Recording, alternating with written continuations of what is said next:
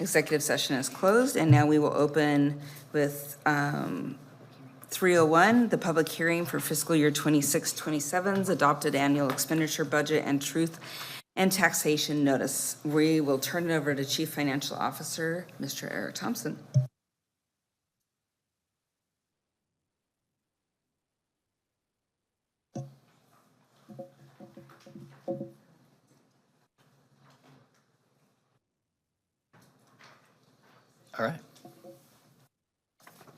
All right, President Windsor, members of the board, Dr. Driscoll, thanks for having me tonight. I have kind of two presentations in one, so we're gonna have the truth and taxation hearing first, and then we'll all have a presentation about the adopted budget after that. Okay, so we are here because we're asking to levy $1.9 million in property taxes to pay for adjacent ways projects. So adjacent ways projects are things such as fire lanes, driveways, sidewalks, things that are adjacent to our property. And they're gonna be for the Curry and Connolly rebuilds. So when whenever we go out for an adjacent ways tax, we have to have, there's a few things we have to do. We actually had to put a big ad in the newspaper, and then we have to have this public meeting about it to discuss it. And because the reasons we do that is because we don't do this that often. We only ask for adjacent ways when we need to have those monies for the various projects. So the last time we taxed for adjacent ways was 4 years ago. When we rebuilt Mosley, that's when we went out and asked for additional funds for that. And it is not a permanent increase to the tax rate. It's 1 year. We're gonna get that 1.9 million, and then it's gonna go away until we ask for it again in the future. So it's just this coming fiscal year that we would be asking for that $1.9 million. So what does $1.9 million mean to the average taxpayer in Tempe? It would be about $8.50 per $100,000 of limited property value. That's your assessed value. That is a confusing figure, and people don't understand what limited property value means. They think, oh, my house is $500,000, so I'm gonna pay five times that amount, right? Not exactly, okay? So limited property value is a lot different than market value. And the big difference is the LPV, limited property value, can only increase by 5% a year. So when the housing market keeps on going up, your LPV is lagging behind at 5% every year. So there's gonna be a gap in there, okay? So that's a big confusion for a lot of people is they think, oh, my house is worth this much, that's what I'm gonna get taxed on. They're actually taxed on a much lower amount. So I'm gonna give some examples, some real examples so that you can kind of get the context of that.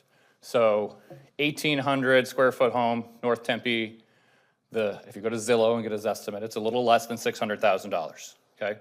But its LPV is a little less than $300,000, okay? So that home, the adjacent ways for it be about $2,450 for the year. And this is using the current valuations. I can't predict next year's values if that changes or not. But that house, $2,450. We've got one over in Shalimar, $884 on the estimate, much bigger gap on the LPV, so that's down in the 350s.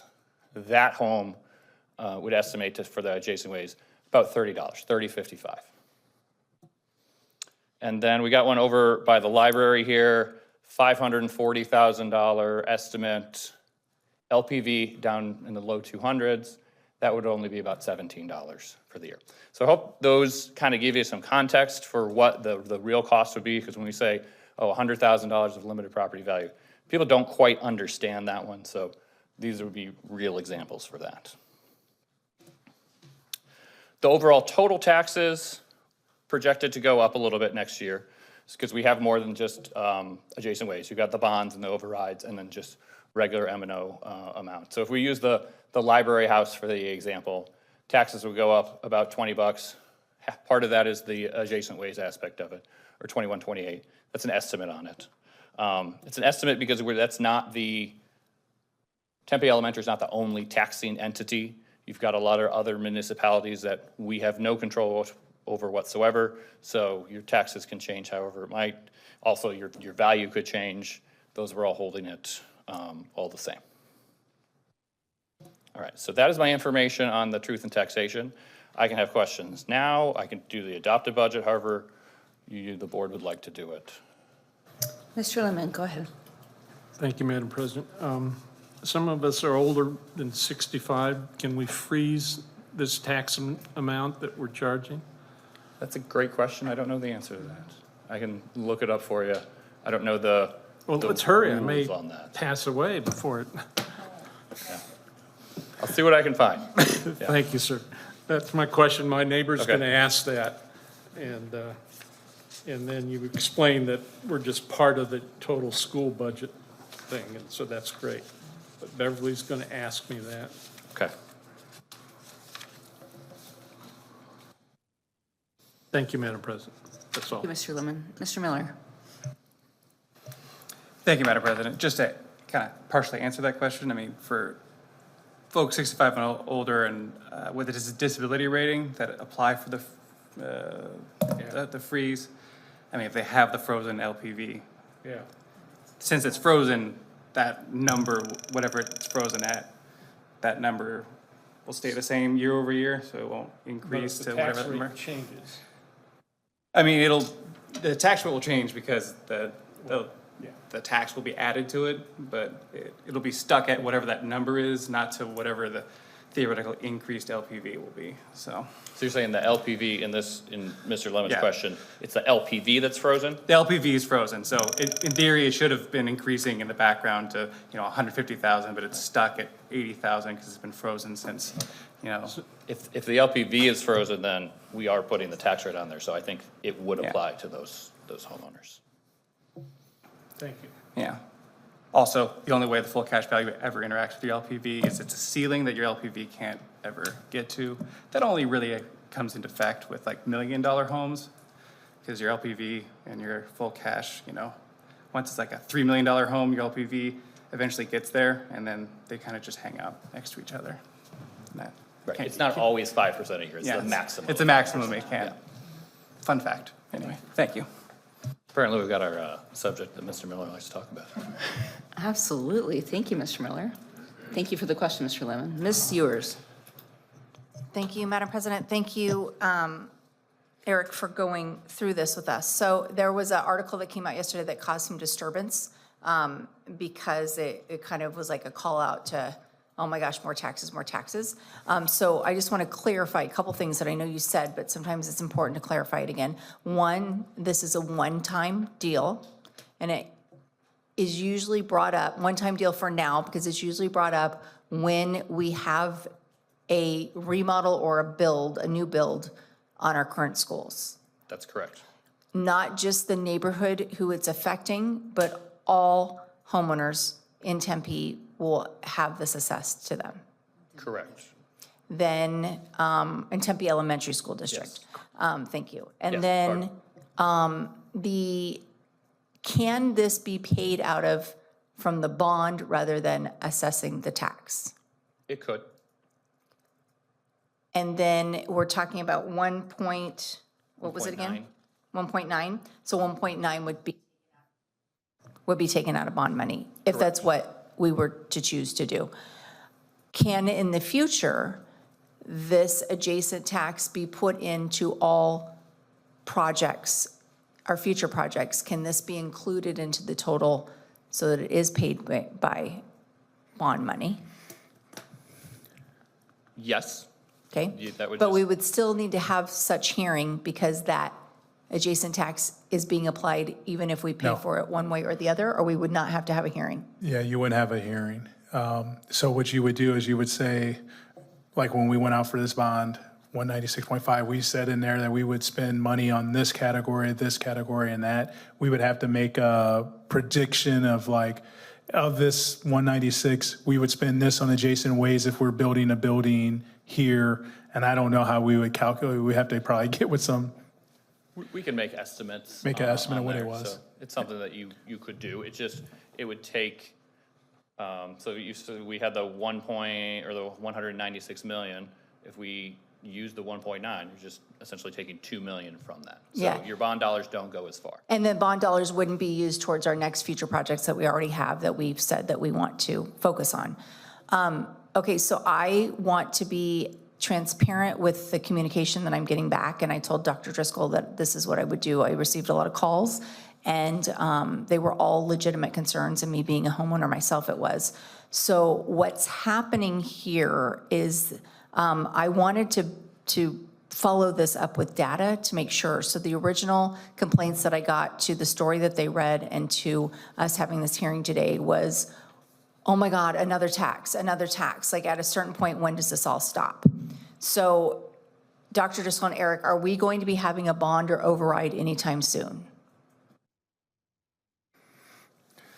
No, we're still in our current bond that the voters passed, I want to say 2025. And of that 196.5 million that they just recently passed, we haven't sold any of those. Okay, So yes, and then our override was 2025, our bond 2024. I'm getting, The override was in the ballot on 24, because was the first year There we go. that it was at $7 million. So we did that's- them in 24, and it'll probably be 4 or 5 years, so probably not until 28 would be the M&O override. We could go longer on the capital override if we wanted to. okay. And then where people are feeling is that the price of everything is just going up. And especially. correct. Yes, and in the place where we have Curry and Connolly being built, a lot of the population is on a set income with Social Security and what they had for retirement. So the concern is, as we continue to add to that, I'm grateful that Eric cleared that up, that you're going to be paying the tax, but if you have frozen your account, which I do encourage everybody in this situation, if they haven't already, to apply to do that, that they're still going to have to pay it, but they're paying it at that level where I am not able to do that. I'm paying it at the higher level of what my assessed value is. So they, we feel like in Tempe, we have the highest water bills. We feel like we have the most taxes. We feel like right now, gas is expensive, food is expensive, and our salaries and what we're living on is not going up. All legitimate feels. So then I thought, okay, that's how I personally feel. And then here I have like 10 people calling me saying that this is how they feel, and legit, and I'm representing them, not just representing our kids when I'm on the dais. So I went through and I wanted to know, is the feeling there, or is this legit, right? And so the feeling of that we pay the most in their water bill and all of that, we're not. When I went out and did the research of looking at Gilbert, Mesa, Tempe, Chandler, Phoenix, Scottsdale. So we are not paying the most. Gilbert is. The frustration then is coming from how we're feeling with the economy. Then I went into, okay, where is this truly coming from? And it is coming from Tempe pays the most property taxes of all of our surrounding. And then why is that? It's because we pass bonds and overrides and we have taxes like this. So we're paying 0.7% in property taxes when Phoenix is next paying 0.5, Scottsdale is third at 0.45, Chandler is fourth at 0.40, and Gilbert is fifth at 0.40. And Arizona on average pays 0.48. So that's where people don't, and me, I didn't know where that feeling was coming from, but that's where it's coming from. So the reason why I talk about all of this is because I want the community to know that I'm getting what they're saying, and that I also know that that's where it is. And one, I'm grateful that they have passed our bonds and overrides to do these things. Is it true that Connolly and Curry was not next on the list to be remodeled, but we were spending a fortune on maintenance that pushed it up? We did a building evaluation and with a company, Terracon, and they kind of assessed the buildings in need that were the most in need, and those buildings were at the top. And when we're in a time that we're hurting and the community's hurting and we're spending money on new schools and we're having lesser students, that was a concern that did come up to them, is why are we putting the money into that? And then you seeing the numbers, Dr. Driscoll seeing the numbers, was this a smart move financially to do at this time? To build these schools new? I would say to you, with construction costs, every year we wait is only going to come up more. And with us doing that study, the amount of money we would have to put into the school just to make it operate was in the 20s to 30 millions of dollars, and that number probably would go up as well. And so we were going to put money into those schools regardless.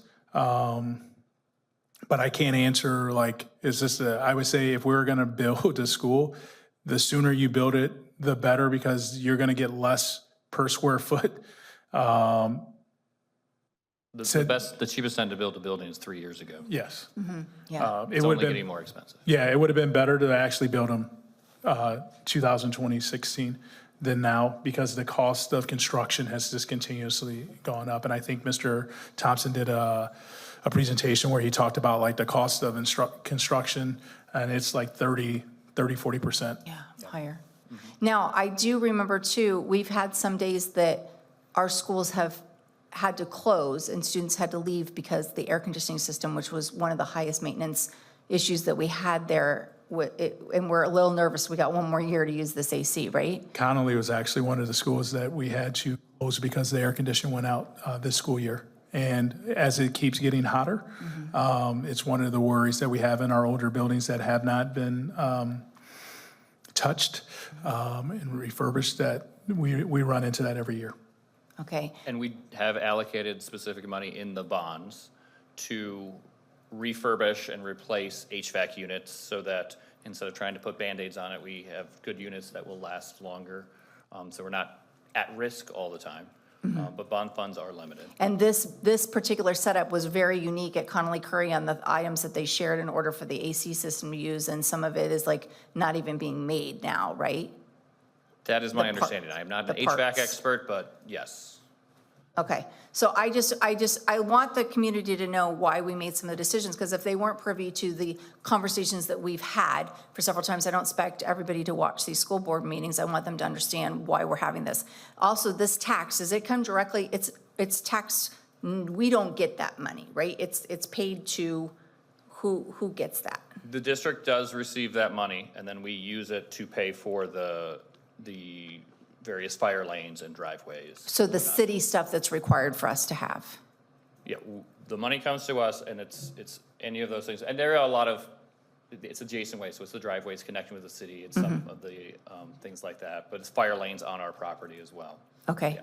So I just wanted to bring all of that up because I want the community to know that we also here are not millionaires. None of us nobody here, I don't know that anybody in the room is. If you are, congratulations. But so we feel all these little things a lot.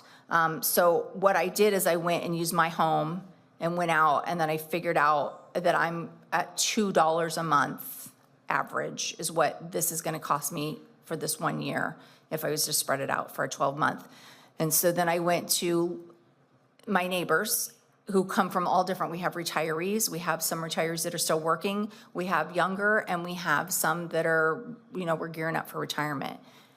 And I was surprised because I said I have the opportunity to decide, do we use the bonds and the current money that we have, which could jeopardize what we're using the bonds for in the future, or do I go ahead and vote for us all to pay this now? And there's no real way around it. I can't just say we're not going to pay it and then not have it.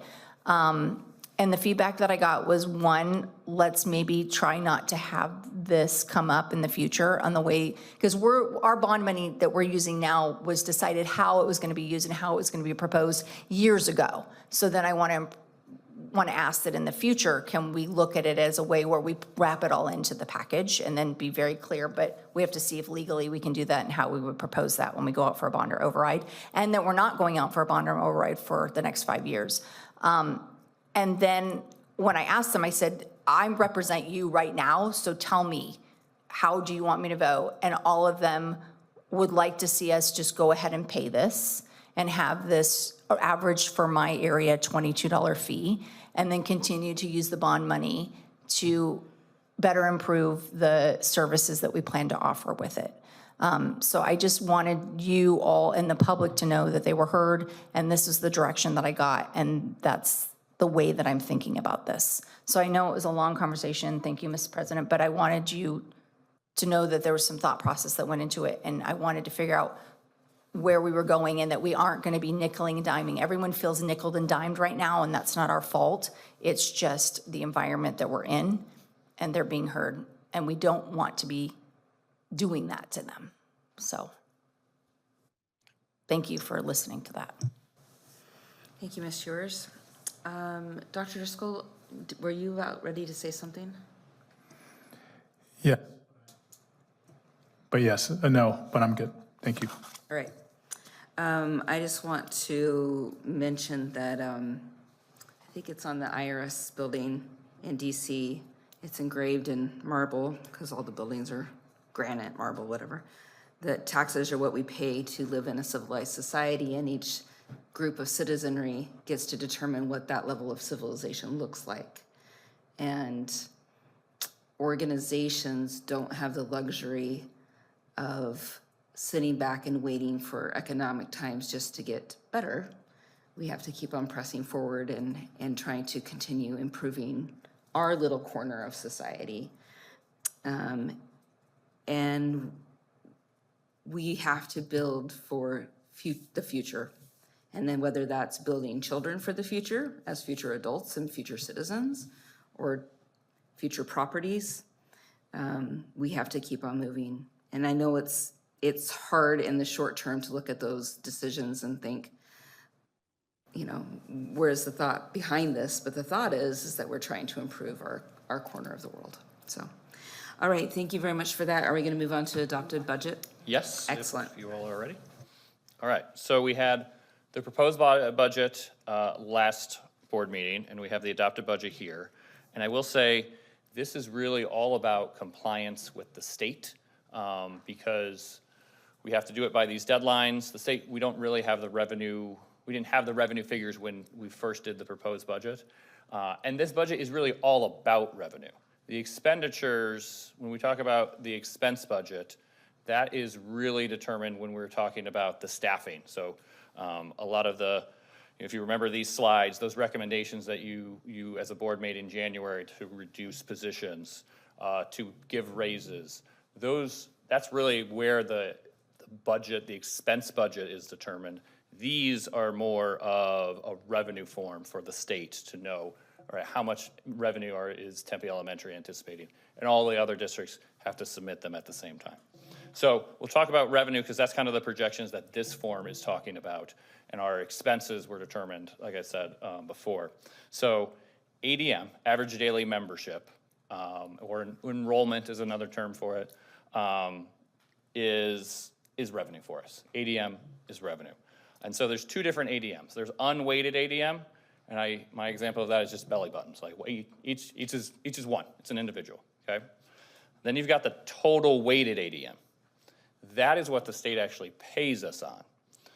And so there's different weights for that for special education students, for free and reduced students. Students K-3 get a different weight as well.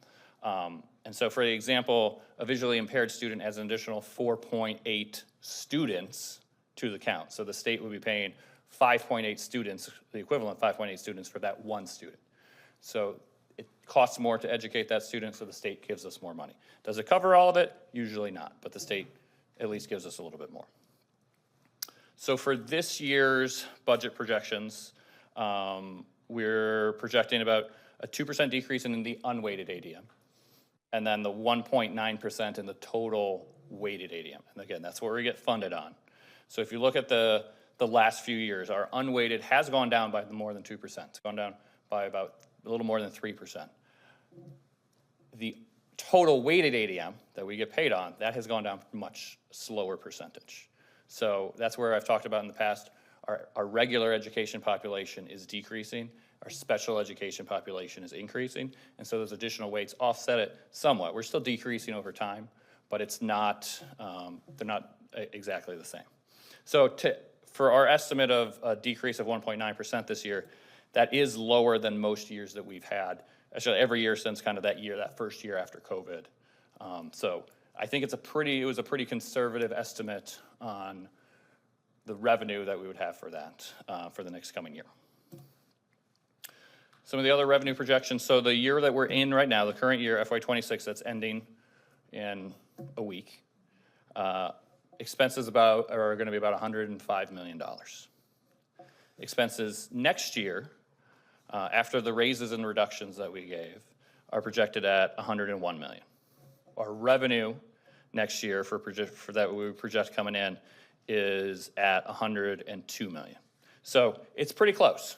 And if we have a bigger decline than we're projecting, then we will have more expenses than we would have revenue.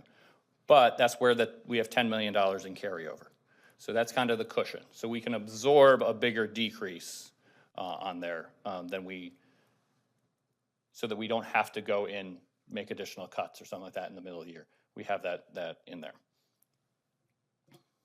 So again, the real expense budget based on the staffing at IBN, that was determined back in January. That's kind of the expense side of it.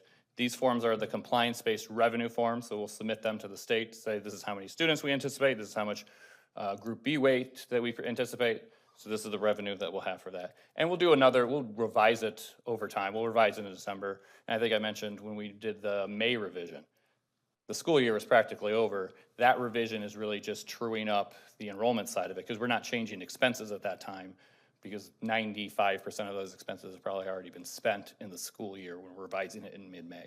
So these forms are all on the revenue side of that.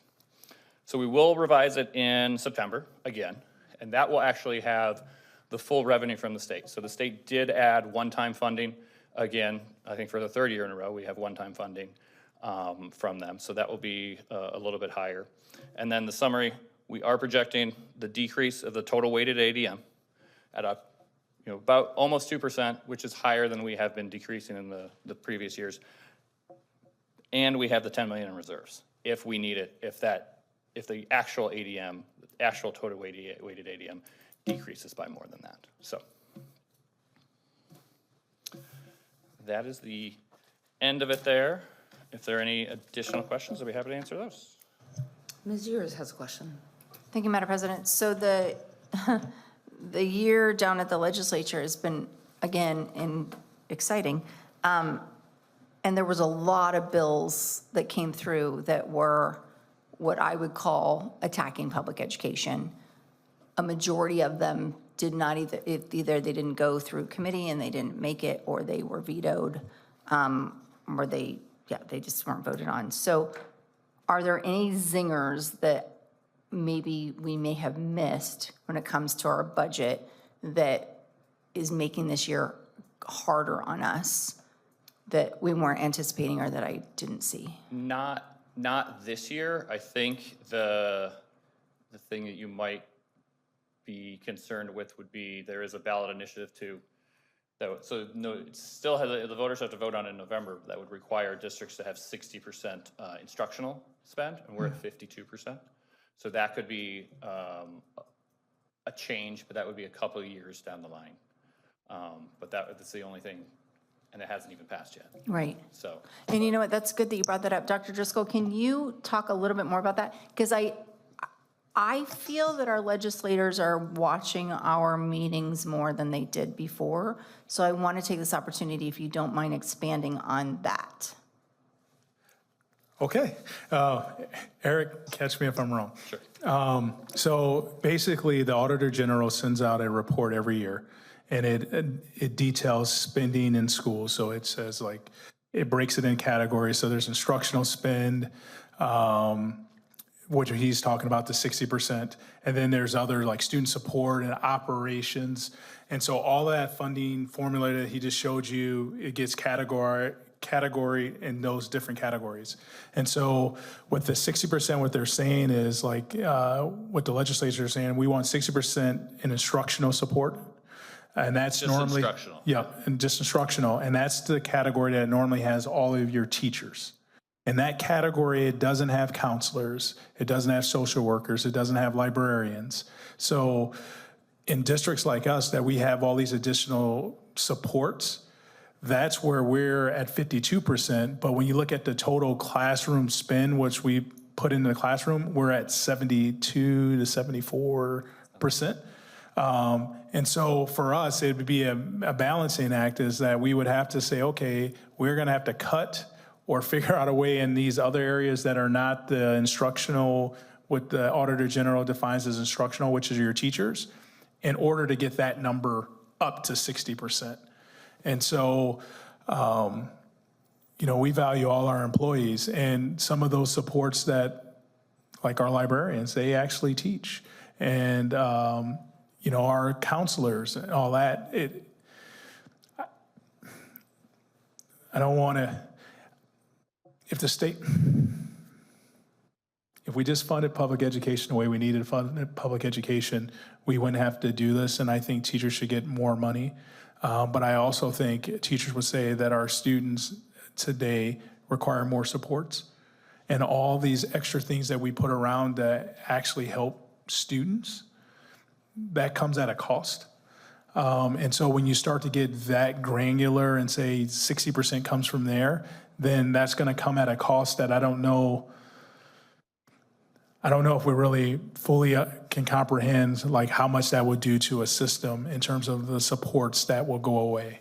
Am I saying that? Yeah, Okay. I would add on one other thing, kind of what Dr. Driscoll was saying about the supports. I was in his office and we were comparing to another district. And so the Auditor General has peer groups for all the districts on their spending report that it has. And so they are usually similar metro areas, so you're not going to compare a rural district to an urban district, and similar size. And so in our peer group, we are right on average. Like, we are exactly the same, the average there. And if you look at, no one in our peer group was at 60%. But if you looked at some of some of the districts that were higher than us, the instructional percentage might have been at 57%.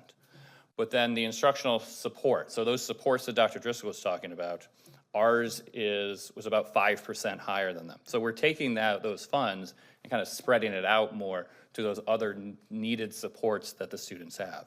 So I do feel like if this went into law, you would essentially you could take those supports away and shift it into instruction to get to that 60%.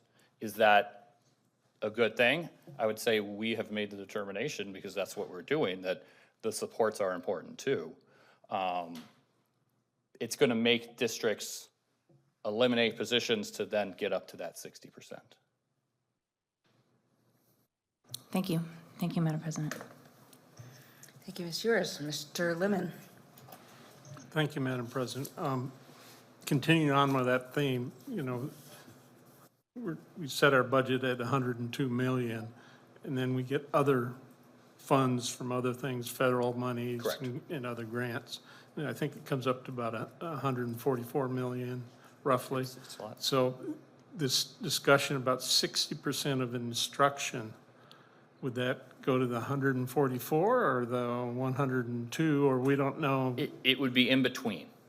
It would not, so there's specific funds that in that calculation the Auditor General excludes, and there are funds that there are more than just the M&O budget that is included in there as well. So most of it would be M&O, but there would be some additional funds in there as well. Thank you. Thank you, Mr. Lemon. Going back to my comment about taxes pay for this type of society we want to live in, I think it's really easy to look at public schools and say, well, maybe we don't need all these extras. Maybe parents should be providing all of that. And there's options in Arizona for that. But for those who choose to go to a charter school that's not required to provide busing, not required to provide lunches, not required to have any of the other supports, even special education services if they can afford it, somebody still meets those needs somehow. Either the parent foots the bill personally or they bring him back to a public school. There's other options. And if you're looking at the whole conversation about homeschools, there is a principal in the house. There's got to be a primary adult. There is somebody paying for their air conditioning. Hopefully. There is somebody who's transporting that child to the different services. They're taking him to the doctor. They're paying for the grocery bill. So it doesn't matter if we say 60% has to go to the classroom. That's, to me, is a complete ignorance of what it takes to educate a child. And I'm not even saying nowadays, I'm saying always. We've always had to feed children, right?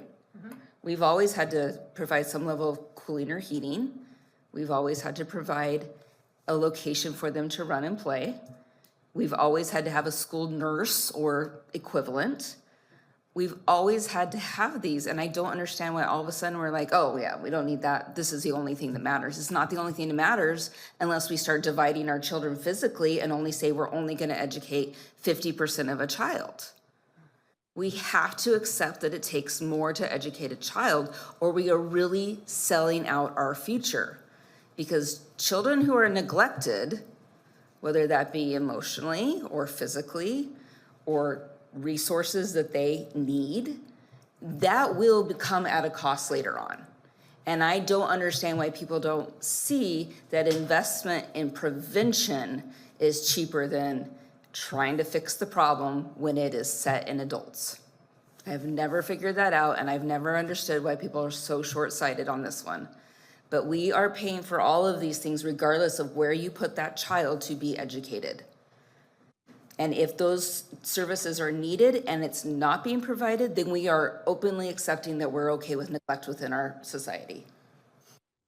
And so we can pay for what we want to have in our civilization, or we can choose to accept that our civilization is going to radically change, or we can accept that we're going to invest a heck of a lot more to fix the problem later.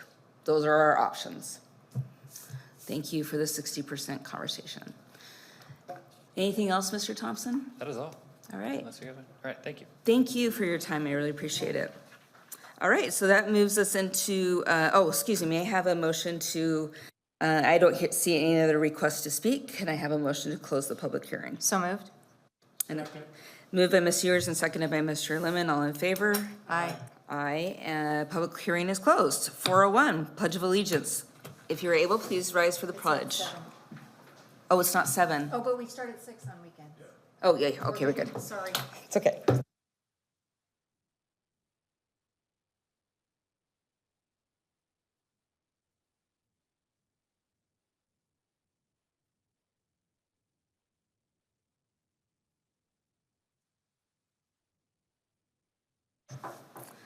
All right, item 402, may I have a motion to approve the agenda? So moved. And a second. Moved by Ms. Ewers, seconded by Mr. Lemon. All in favor? Aye. Aye, item passes. 501, do I have a motion? So moved. A second.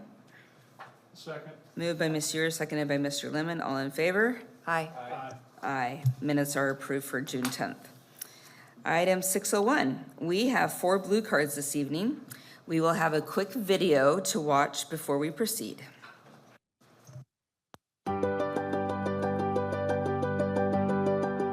Persons wishing to address the board must fill out the request to address the board card and submit it to the board's executive coordinator prior to the start of the board meeting. Per governing board policy BEDH, public participation at board meetings, the governing board president shall set a time limit on the length of the comment period. Also per governing board policy BEDH, for items on the agenda, individuals will be called upon when the item is introduced. For topics not on the agenda, citizens will be called upon during this portion of the meeting under Open Call to the Public. In compliance with the open meeting law, the governing board will neither discuss nor take action on items raised during this portion of the agenda. When necessary, issues will be taken under advisement and placed on a subsequent agenda. During the open call to the public, issues addressed must be within the jurisdiction of the board. Okay, the time limit for this governing board meeting will be 3 minutes each, and we will begin with Diego Sanchez.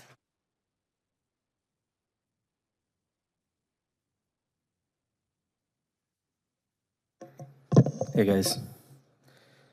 I'm here because I'm concerned about the incident that happened with the mother and her son at the school where the administrator handed him over to ICE. The administrator not following their own rules about this because the mother was outside and nobody was able to sign out the kid to hand him over, which is against the Plyer versus Doe Supreme Court ruling. And so I'm worried that the administrators are not trained on their own rules. So I would like that to be remedied to prevent any lawsuits or anything like that. Thank you. Thank you. Denise Masso.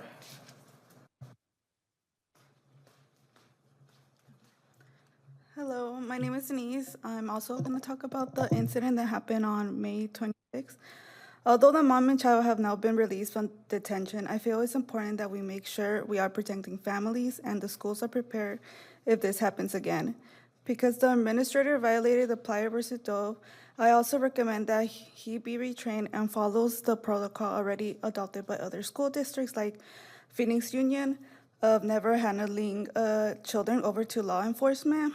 Plyer versus Doe continues to be a cornerstone of the American public education system, guaranteeing that all children in the United States have equal access to K-12 schooling regardless of theirs and their parents' immigration status. Thank you. Thank you. Jason Chavez?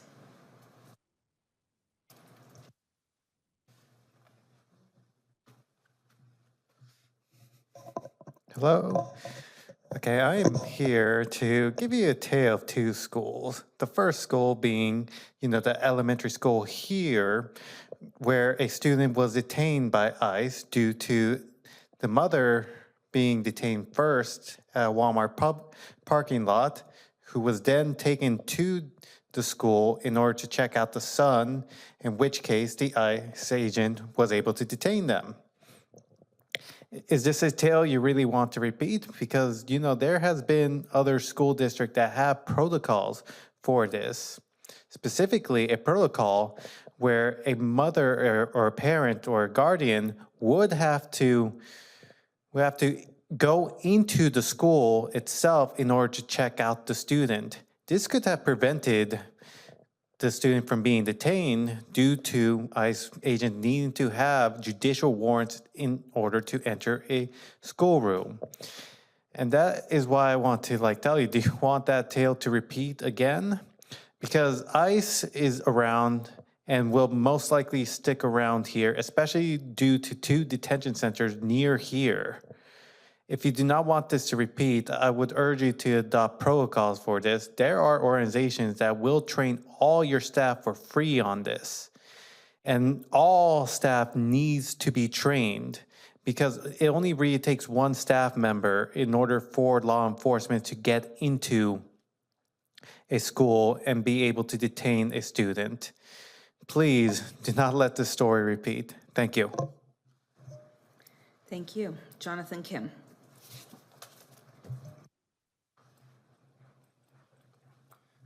Hello.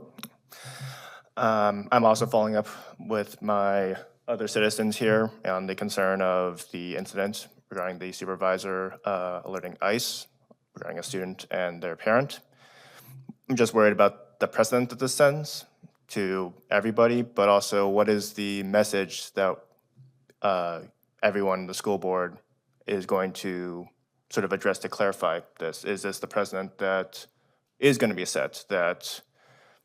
And while I've been trying my best to follow the budget that you all have been reviewing, I was not quite aware of how much the federal government is supporting us on this and therefore requiring us to, I guess, collaborate with such federal enforcements of things. If this is being asked to be funded locally, why is such a federal overreach needed to be encouraged by school staff? And is that the precedent that wants to be set? If so, then that should be clearly stated, whether that is and the consequences of that. Thank you. Thank you.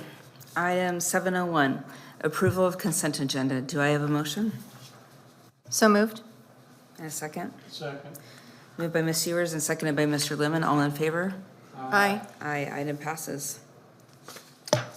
Item 801, discussion, consideration, and possible approval to pay superintendent his performance-based performance-based pay pending satisfactory performance on the superintendent's evaluation. That is a lot of Ps in one sentence.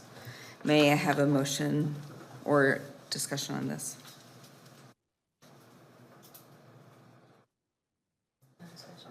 Any discussion? See no lights, do we have a motion? I would like to make a motion to approve, to pay the superintendent his performance-based pay pending satisfactory performance on the superintendent's evaluation. We met earlier and we had some pretty robust goals for Dr. Driscoll, and he met all of them.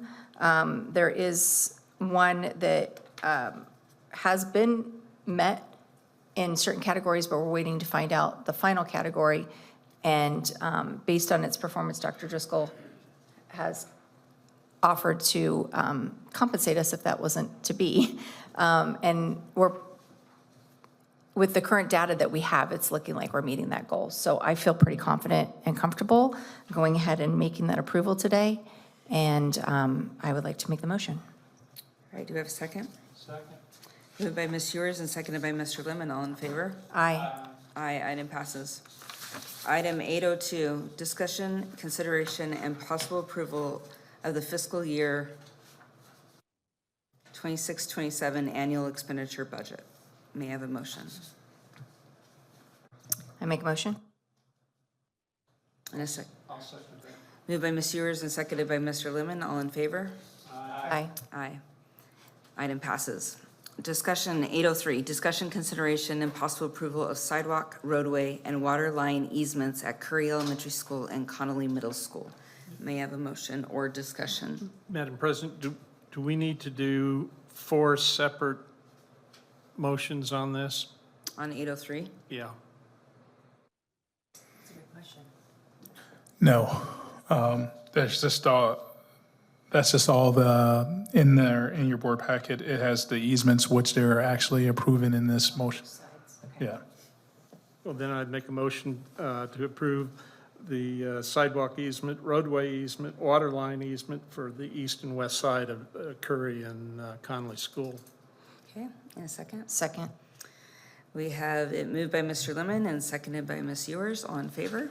Aye. Aye. Aye, all 4 pass in the single one. Item 804, discussion, consideration, and possible approval to increase the cost of adult breakfast and adult lunch to ensure full compliance with federal pricing requirements.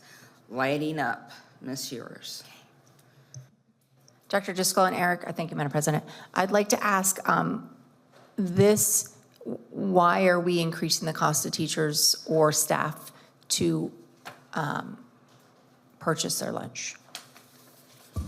So,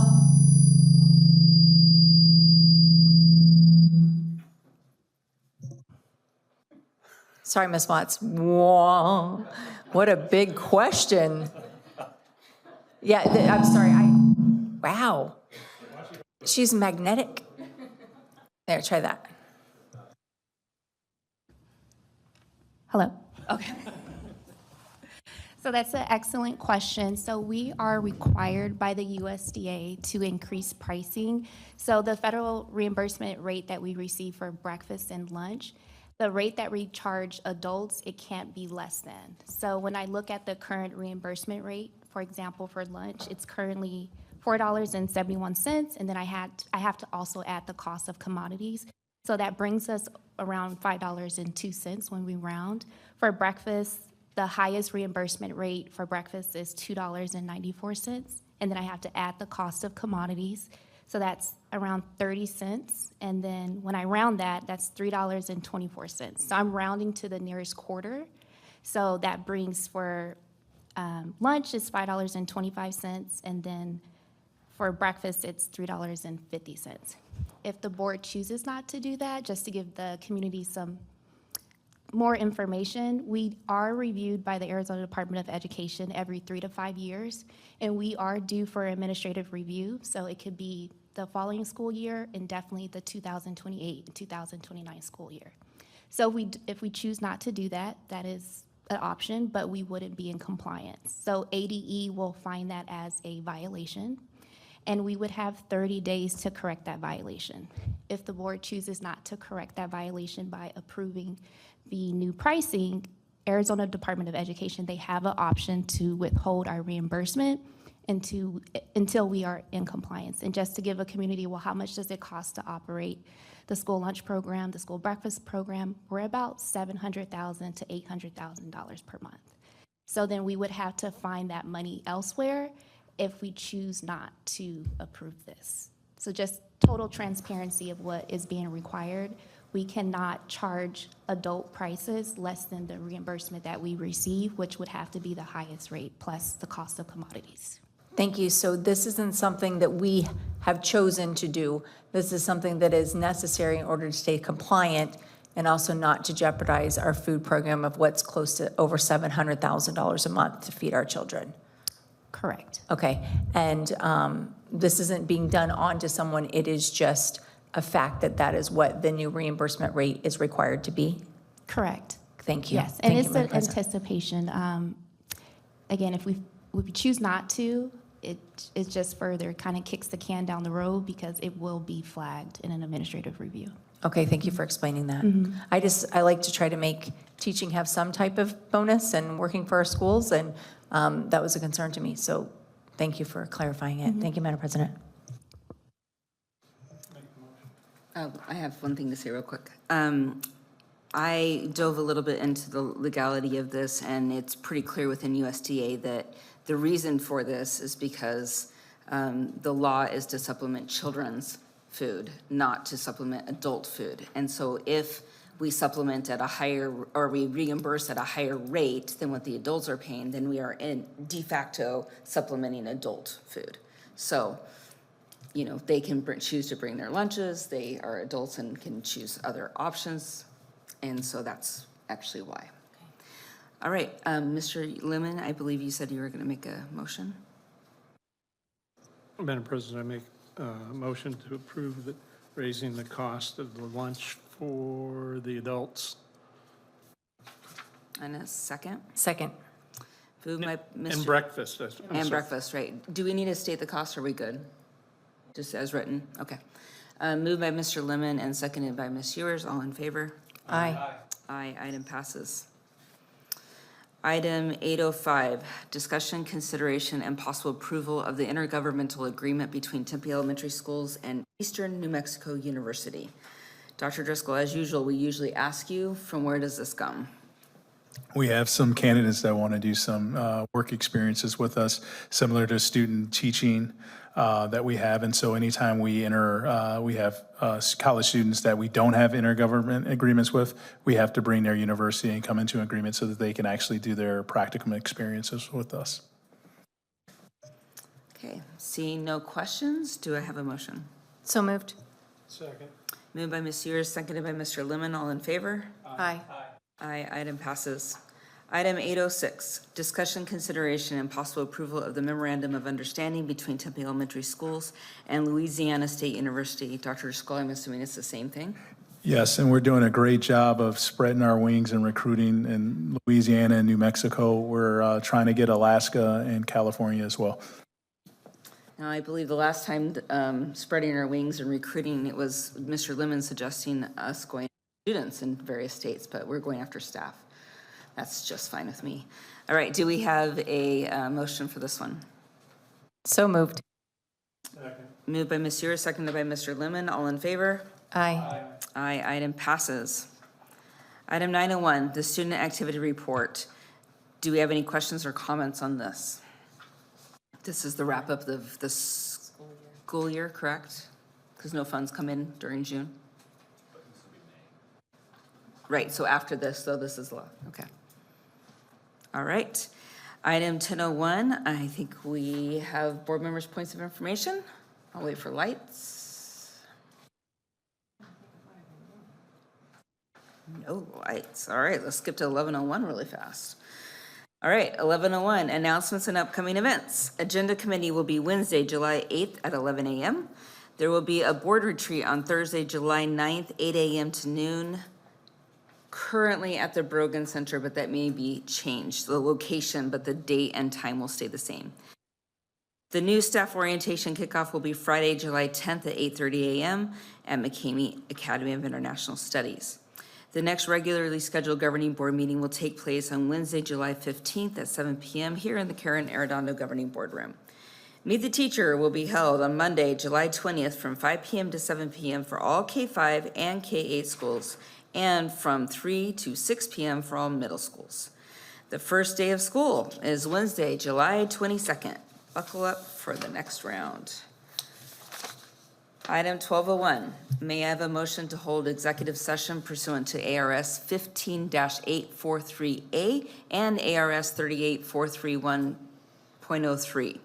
Discussion of confidential education records and consider the hearing officer's recommendation to expel students 2526-002 and pursuant to ARS 38431.03, receive legal advice with the attorney or attorneys for the public body regarding the student discipline matter for student 2526-002.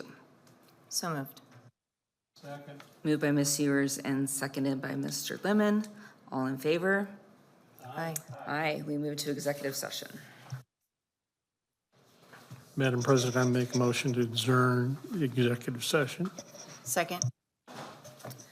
Moved by Mr. Lemon and seconded by Ms. Ewers. All in favor? Aye. Aye. Executive session is adjourned. Item 1301. Discussion, consideration, and possible action on discipline of student 2526-002. At this time, I would like to entertain a motion regarding recommendation of hearing officer Prudence Lee to expel student number 2526-002. Is there a motion? So moved. I think we have to read it. I find that student 2526-002 received appropriate due process and move to adopt the hearing officer's recommendation. Do I have a second? Second. I can't read it all.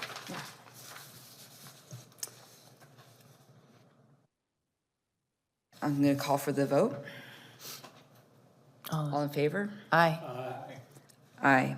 The administration shall provide written notice to the students' parents of the board's decision. Motion passes. May I have a motion to adjourn tonight's meeting, correct? Yeah. Make a motion to adjourn. And a second? I'll second that.